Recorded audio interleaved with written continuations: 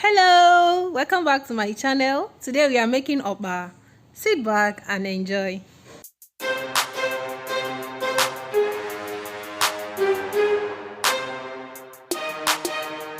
Hello, it's Mommy Ebechku here. Welcome back to my channel. If you're a returning subscriber, you are welcome.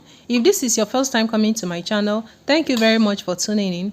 Today we are making okpa, and these are the ingredients I'll be using for my okpa today. I just poured into my blender fresh pepper and onions. I'll be adding the seasoning cube I'll be using. The reason why I'm blending even the seasoning cube is that I don't want any lumps in my okpa. I want everything as smooth as possible. I poured in some warm water into the blender before blending it. Every water you'll be using for this okpa recipe should be hot water. I'm going to chop in my cayenne pepper later. This is my okpa. I'm using about 6 cups of okpa and 1.5 derica or 1 mudu of okpa. That is the measurement I'm using for this okpa. So I'm going to pour in my blended ingredients into the powdered okpa. Stir everything together before scooping in my oil.